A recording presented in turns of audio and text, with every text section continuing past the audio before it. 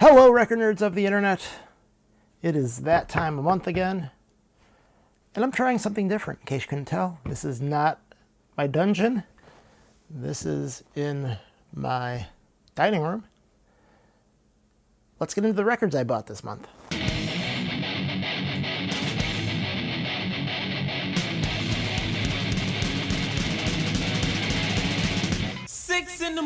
So, you need to let me know, is this better? Is this worse than the dungeon? Because I'm thinking the dungeon's kind of awful, and this might be better. But let me know. We're doing experiments. And I bought this from Vinyl Me Please, Thelonious Monk's music. I would take this out of the jacket, but it is way too much of a pain in the butt to get back in. This record sounds fantastic, so I'm glad I picked this up. I got this from their, 40% off sale, and I'm happy to have picked it up. I actually bought the ERC version that came out a couple of months ago, and then I immediately canceled the order because I was afraid that I was going to regret that purchase. And how can you not regret a purchase of a record that cost $300?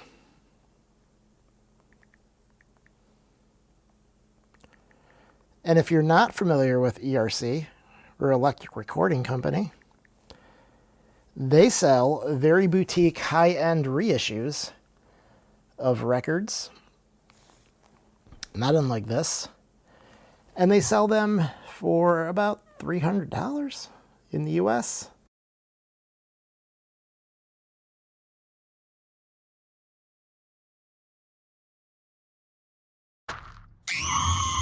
They're based out of the UK, so you have to pay extra. Lucky us. And they tend to sell out within minutes or hours. And I got it, and then I was like, holy crap, what am I doing? Spending $300+ on a record. So I canceled the order, and then it was sold out. And now I think it sells for about $500.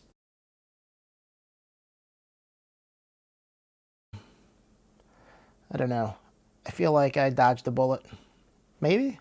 Or maybe I screwed up. Let me know. Do you think I should have kept my order in for the ERC version of this? This sounds great. If you don't have the ERC version, you'll probably be happy with this. I have no other version to compare it to, but it sounds fantastic.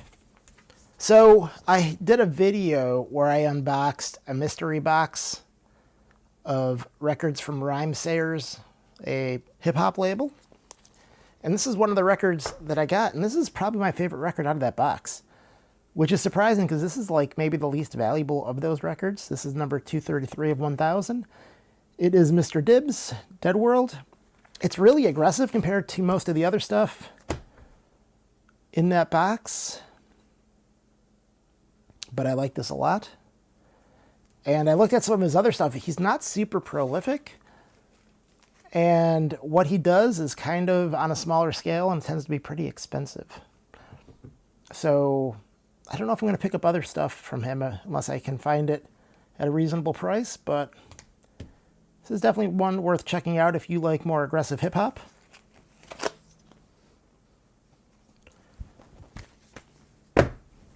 Here's one I picked up at a local shop that is on clearance. Obviously, it's $5 off. This is Casper Brotzmann Massacre. The name of the album is called Home. Casper Brotzmann is the son of Peter Brotzmann, the avant-garde jazz, what does he play? I'm so bad at instruments that are made out of metal. Trumpet? It's not saxophone. Is it saxophone? I have no idea what he plays. He plays something that makes a very, squawky sound. But Casper plays guitar.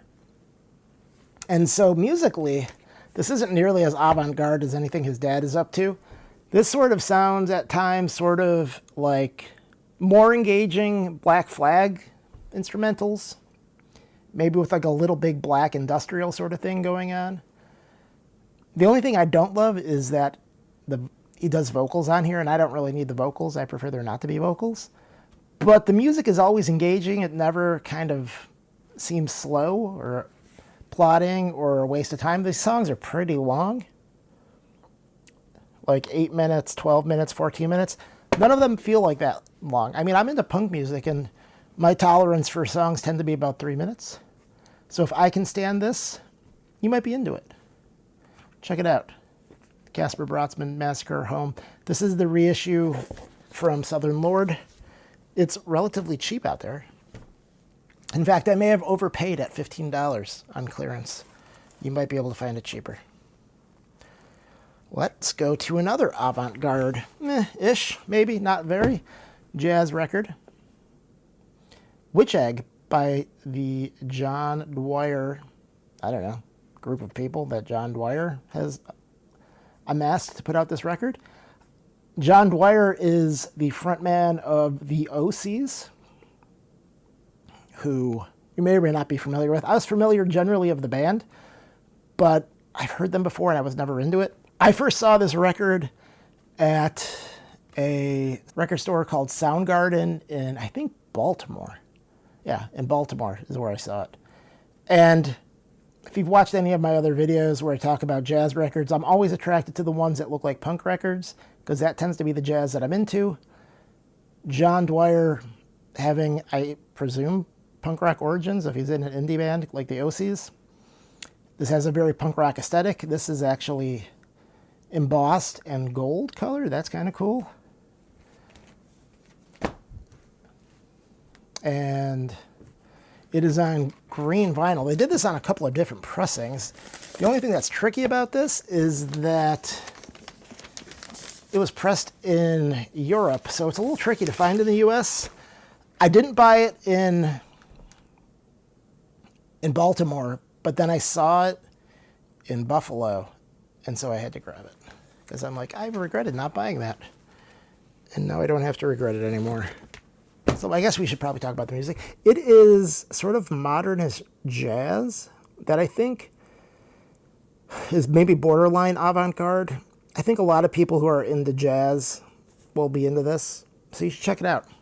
John Dwyer has other albums with these people, or some of these people, if not all of these people. I need to check out those records as well. But this is the only one I've seen in real life, and it's the only one I bought. So, yeah. John Dwyer, Witch Egg.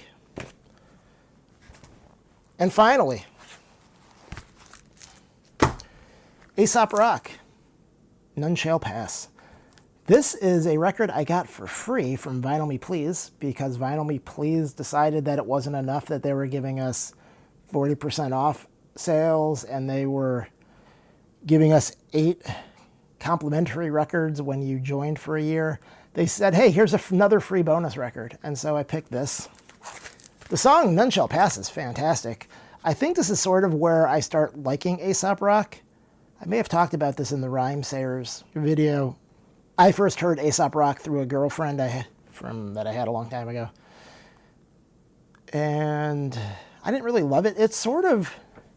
Originally, he was very sort of Eminem influenced, I think.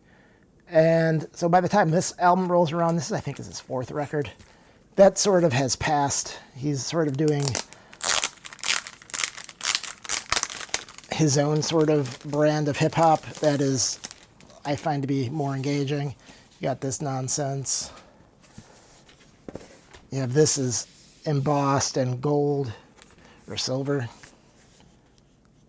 Or gold. Ooh, and then these are gold as well. And then this is gold.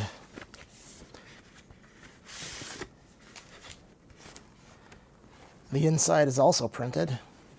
Vinyl Me Please is a great jacket company that occasionally makes good records, which might sound dismissive of them as a company, but I find that to be true. Some really cool art up in here. Bunch of words I will never read.